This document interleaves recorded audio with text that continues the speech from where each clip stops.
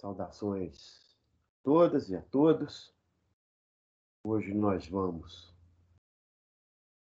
falar sobre os Estados Unidos no século XIX. Nesse tópico, nós vamos tratar da consolidação do processo de independência, da expansão territorial, da Guerra de Secessão e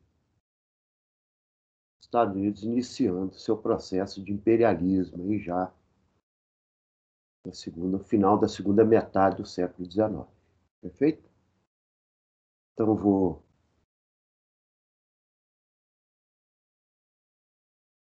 deixar um PowerPoint para nós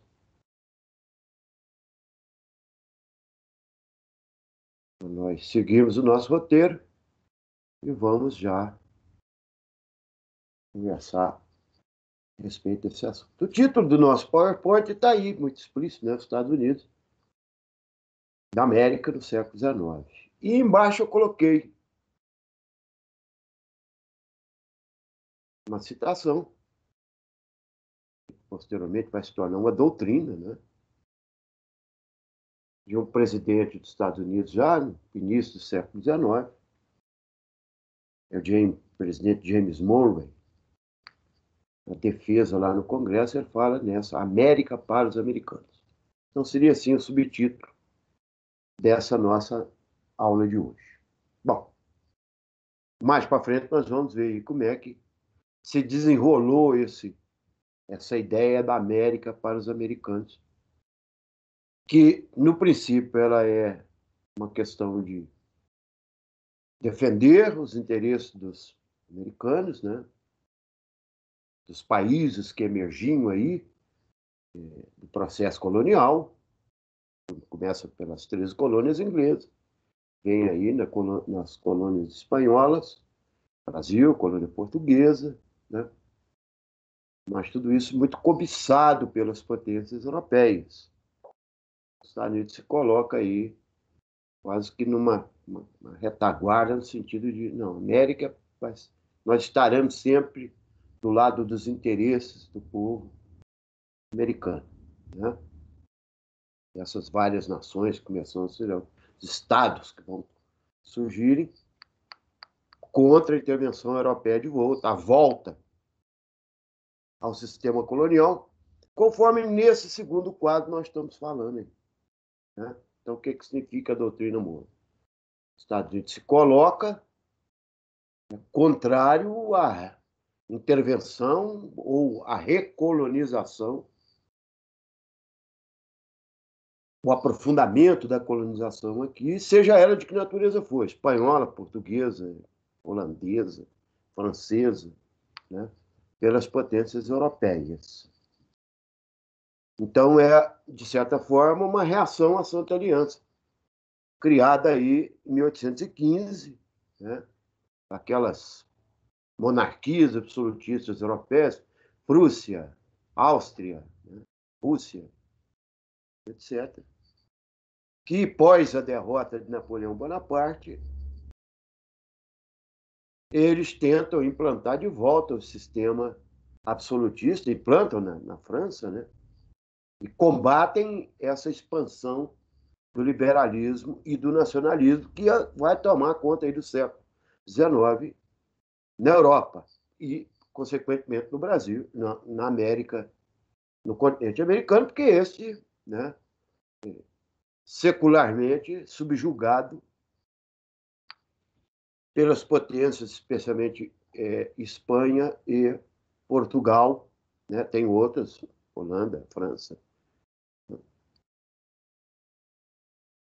colonialmente. Então, é mais uma reação a isso. É os Estados Unidos se colocando aí a serviço de reagir contra qualquer forma de intervenção por essas metrópoles europeias de volta aí no sistema colonial na América, no continente americano. Correto? Então, a doutrina Monroe tem esse sentido inicialmente, né? Nós não vamos tolerar né? Saiu da Espanha, saiu de Portugal, né? Do processo colonial. A Inglaterra, na Europa, negativo. Né? Embora a Inglaterra terá uma importância muito grande de investimento, né? Basicamente controla lá as economias, vai controlar as economias aí dessa América recém-surgida, né? No Brasil, na América Espanhola, mas sem intervenção do processo colonial mais, não é voltar à colonização. Então, a doutrina Monroe pode ser vista nesse primeiro momento como né, esse protecionismo aí contra o colonialismo, o retorno ao colonialismo, né? Já que lá na Europa estavam tentando retornar o absolutismo e etc. Bom, falamos aí nesse segundo tópico sobre a estrutura econômica interna dos Estados Unidos, que eu já conversei com vocês em outras oportunidades, né? E após a independência no final do século XVIII, os Estados Unidos se encontravam, né, os Estados Unidos da América agora, então, né, Estado dos Estados Unidos da América, ele estava organizado com os estados do norte, com um modo de produção capitalista e industrial, e os estados do sul, agrário e escravagista. Então, de certa forma, isso é um grande antagonismo. Mas, sempre lembrando a vocês que uma das coisas que a Constituição da Confederação dos Estados Unidos da América deixou como fundamental, como base, a autonomia dos membros dessa confederação. Então, portanto, essa coisa, no âmbito constitucional, ela é legalizada, né? Cada um estado tem as suas próprias leis, tem as suas próprias leis, né? Sua própria estrutura, e os outros não podem intervir. Lógico que, na prática, isso vai dar problema. E nós vamos ver isso mais para frente. Então, nós vamos dividir o nosso estudo em algumas partes. A primeira delas nós chamamos de período de consolidação da independência lá nos Estados Unidos. Nós já falamos isso aqui, que o primeiro reinado no Brasil foi o período de consolidação da nossa independência, né, da nossa soberania. Lá nós poderíamos citar aí que de 1789 a 1823, alguns autores chamam esse tempo de a consolidação, né, do processo de independência. Postados politicamente nos republicanos, liderados aí por Thomas Jefferson, né, e nos federalistas, liderados aí pelo Hamilton. Olha, os republicanos liderados por Jefferson lá no início serão os democratas atuais de hoje. E os federalistas liderados pelo Hamilton serão hoje os republicanos, né? Então, ali, esses dois grupos políticos, são partidos mesmo, disputam as relações de poder, né? 1812 a 1814, a chamada Segunda Revolução de Guerra de Independência, que é uma guerra contra a Inglaterra. A Inglaterra, embora tenha, né, saído, reconhecido a independência das 13 colônias, ela continua ainda boicotando, né, aprisionando navios dos Estados Unidos e boicotando e incentivando invasões de terras lá na sua colônia no Canadá, né? Então, até que houve esse... Bom, não saíram vencedores nem vencidos, mas os ingleses aí, de fato, tomaram jeito, por assim dizer, né? Entenderam que era melhor serem aliados do que serem adversários, inimigos dos ex-colonos, por assim dizer. Bom, no segundo momento, a gente trata do que nós chamamos de expansão territorial, que é um período que vai de 1823 a 1860.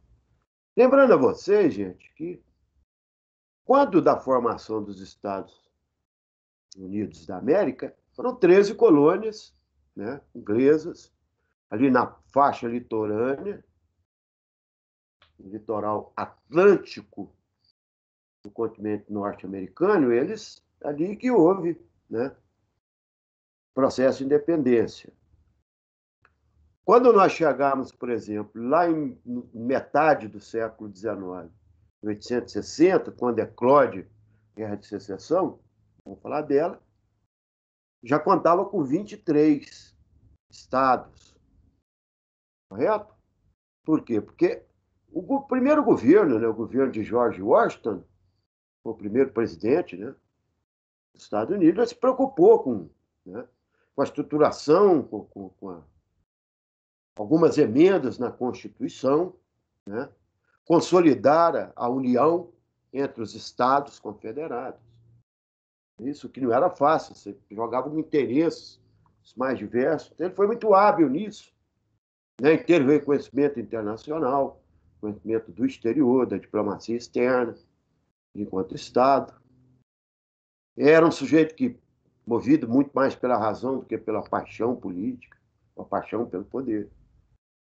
Então, a partir daí, os governos começam a incentivar a interiorização, porque muitos imigrantes começam a chegar nos Estados Unidos, principalmente irlandeses, alemães, ingleses, né? Se sentiam mal lá na Inglaterra, com condições ruins, vinham para a América tentar melhoria das condições de vida. Então, esse pessoal, esses governos aí que sucederam George Washington, começam a incentivar a chamada marcha para o oeste, quer dizer, interiorizar, tá, buscando novos territórios. À medida que o território chegava lá à condição de 60 mil habitantes, se tornava um Estado, os caras requeriam, nós vamos um Estado. Então, por isso nós estamos dizendo que vamos chegar aí na metade do século XIX, os Estados Unidos vai ter 23 Estados, que é justamente os que vão entrar em luta uns contra os outros, né, na chamada Guerra de Secessão.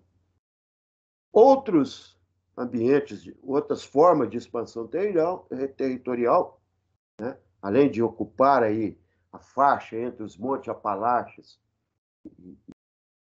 é uma cadeia de montanhas que tem ali subindo lateralmente a região da planície litorânea do Atlântico, né?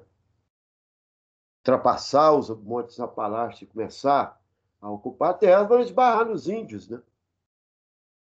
E aí é guerra contra índio, né? Isso mesmo, e exterminar índio, tomar-lhe a terra e assim por diante. Outros espaços, especialmente do México, né? Nós vamos falar daqui a pouco. Os Estados Unidos compram a Louisiana da França, napoleônica, né? Quantia lá 80 milhões de dólares, uma coisa assim, não tem esses números dados.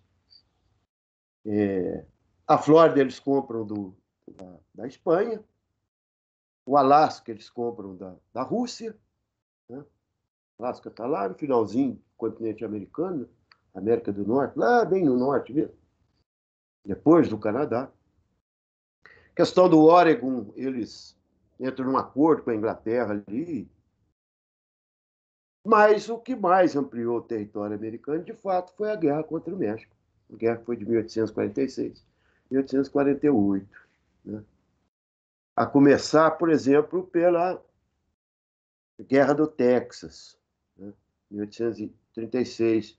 Os texanos começam, aproveitando aquela anarquia política, né? Aquela desorganização política lá no México, eles, os pioneiros, né? Os americanos começam a adentrar para os territórios mexicanos, especialmente na região do Texas, para a criação de gado, expansão de investimentos, né?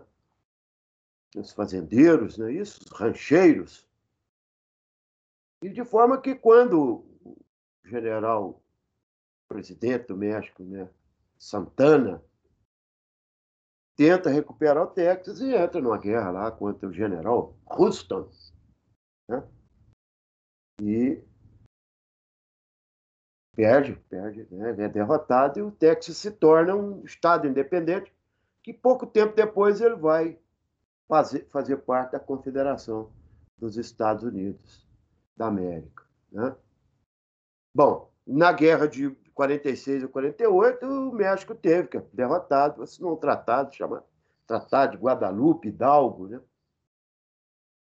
E cede os territórios com uma pequena indenização, uma simbólica indenização, cede os territórios do Novo México, Colorado, Arizona, Califórnia, Nevada e Utah. Ou seja, o México perdeu mais de 50% do seu território nessa guerra. Então, aí, até por volta de 1860, os Estados Unidos, a Califórnia, chegaram, o Oregon, né? Chegar ao continente, ao Oceano Atlântico. Então, agora, os Estados Unidos, de uma região costeira do lado Atlântico, agora ele é um território, é isso, imenso, que vai de um grande oceano ao outro grande oceano. Imagina aí, né, o tamanho disso para você ter de investimentos. A guerra contra os índios no interior, na região das pradarias, né, Montana, não sei o que mais, Ohio, Indiana e etc. Isso aí continuou até os índios ser dizimados, colocados em reservas, etc. Então, agora a construção da ferrovia transamericana, né, ligando o Atlântico ao Oceano Pacífico, isso trouxe investimentos e a ocupação, a chegada de uma imigração fortíssima. Isso.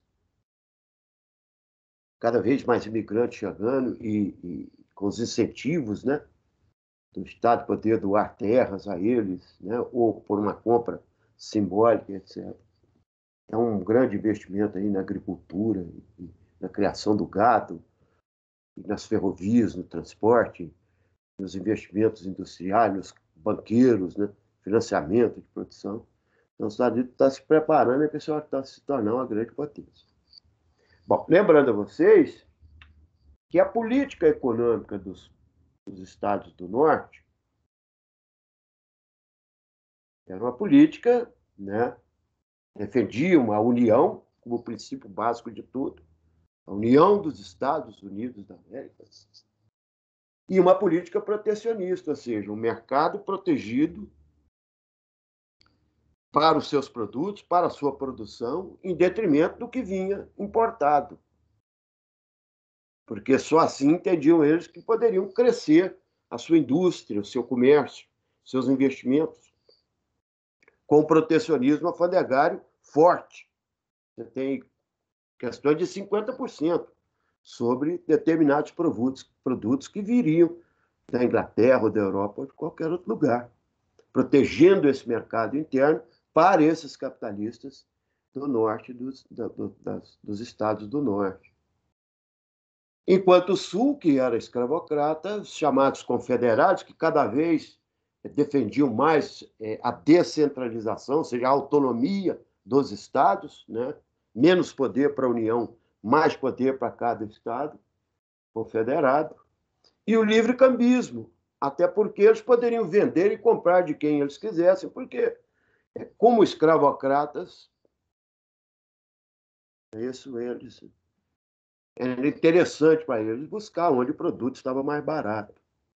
Então, esses interesses econômicos e políticos e aí sociedades defensoras da abolição da escravatura, etc., a pressão do capitalismo, vai fazer com que os estados do norte entrem em guerra com os estados do sul.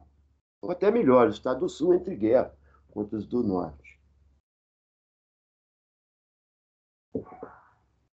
Então vejam vocês, 1861 eclode a guerra, considerada uma das maiores guerras civis, ou se não a maior guerra civil do continente americano. Morreram aí centenas de milhares de pessoas, né? Estados do Sul foram arrasados, né? Plantações, aquela estrutura de modo de vida, foi tudo destruído. Então, veja, né? Presidente Lincoln ganha as eleições e ele é um anti-escravagista, né? E ali ele, não vamos entrar em detalhe, mas o cerne da questão está o escravagismo ou não, né? Ou o capitalismo. Então é uma guerra de capitalista contra escravocratas mesmo. O Sul perde depois de 5 anos de guerra, guerra interna violentíssima, né? A abolição, a escravatura é abolida em 63, no meio do conflito, né? Começam as questões dos direitos civis, e nós vamos ver isso que não é tão simples assim, porque os estados do Sul vão continuar ainda com aquela questão da segregação racial, surgimento aí de sociedade secreta, Ku Klux Klan, isso? Pela supremacia da raça branca.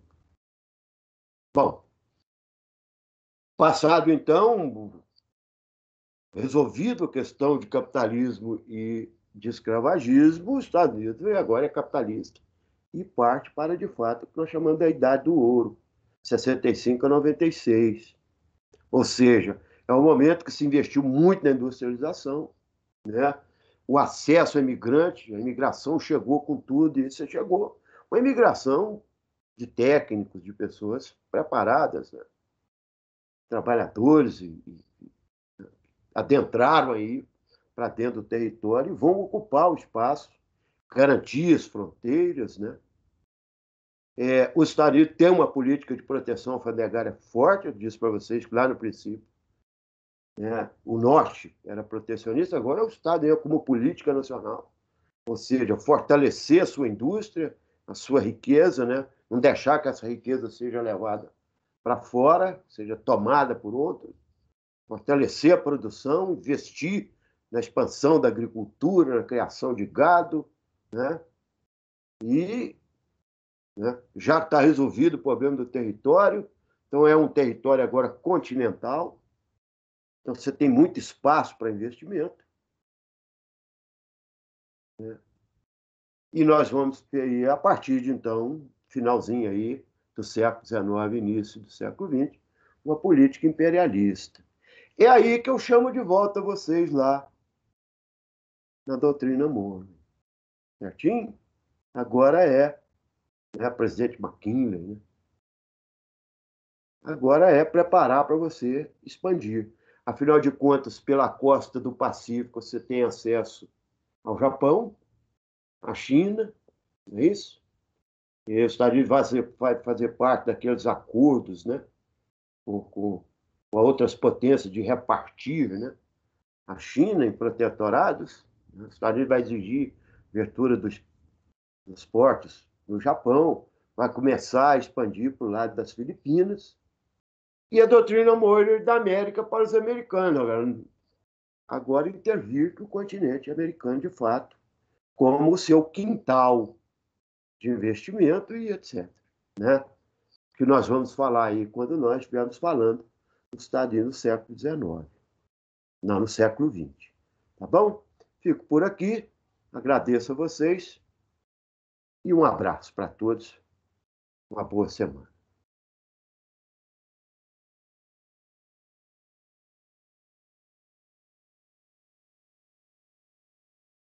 Aqui, né?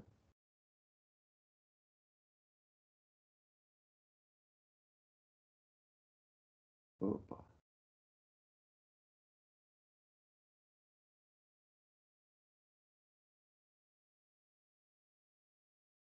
Falando.